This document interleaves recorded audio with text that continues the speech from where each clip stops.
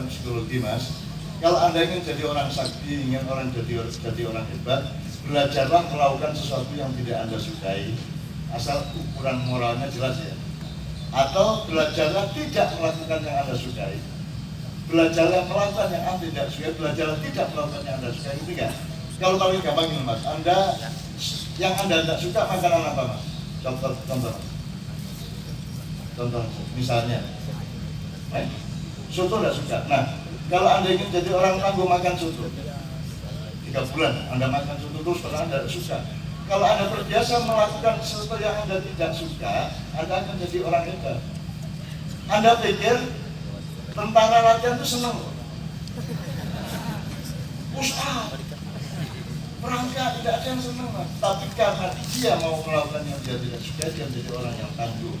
Bayangin Kopassus dan Jaga, ya, itu latihannya luar biasa dan pasti tidak senang dia. Nah, maka anda mau cari istri jangan soal senang.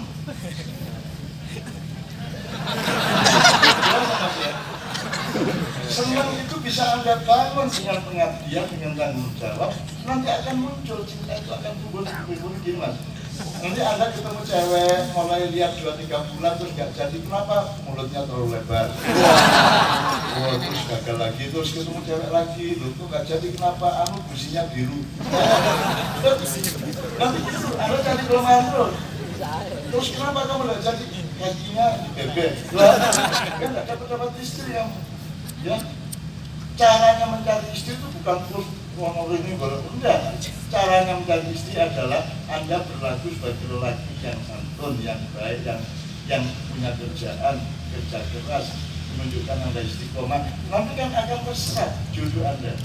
Kalau anda tidak kompatibel terhadap jodoh anda sendiri tidak kompatibel, tidak punya daya magnetik terhadap jodoh, dan jodoh tidak datang.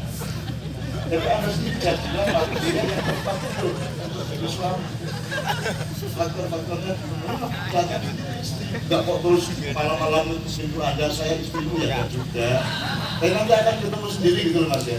Tak doain ya, asal anda membangun dirimu menjadi lelaki, ada tingkat lelaki, suami, bapak. Ya, kalau wanita mas, gadis atau perempuan, istri, ibu, nanti meningkat lagi nenek.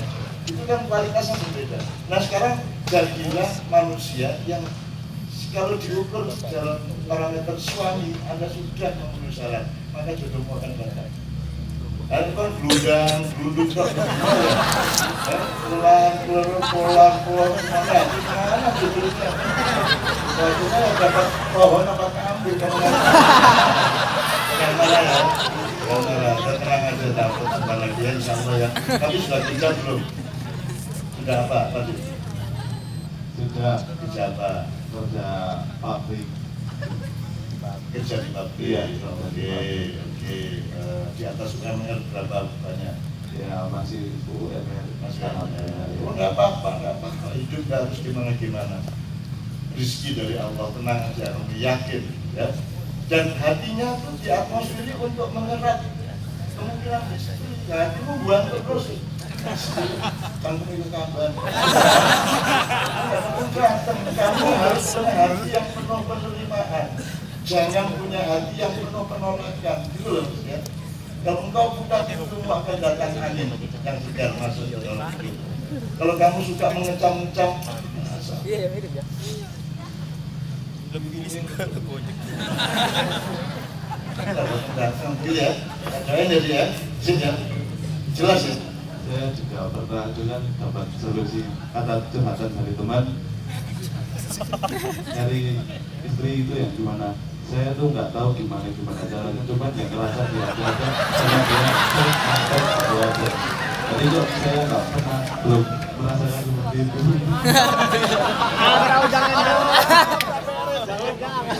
Maka harus memang set gitu ya, nanti akan datang momentumnya.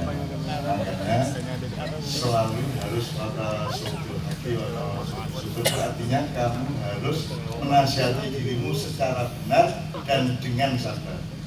Bukan sekedar dengan tentang kebenaran dan sabar, tapi anda sendiri itu benar kepada dirimu dan sabar. mengembalakan nasibmu. Jangan susu. Orang berkisah-kisah itu karena dia punya target waktu yang pendek. Kalau Anda tenang, tidak ada yang namanya berkisah-kisah. Ya, tenang aja. Paling nanti 50 bulan tahun sudah kawin. Kita doakan ya Mas ya, kita doakan segera insyaallah.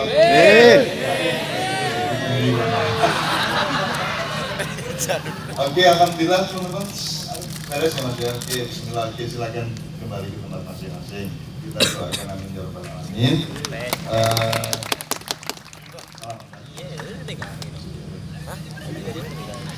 Kalau lihat caranya ambil gitu ya angel.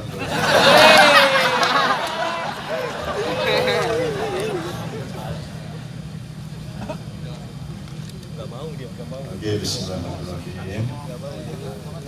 Saya ingin ada, masih ada satu lagi. Mau ngasih rokok? Alhamdulillah. Alhamdulillah. Benteng Tangerang Mas. Oke. Alhamdulillah. Saya juga.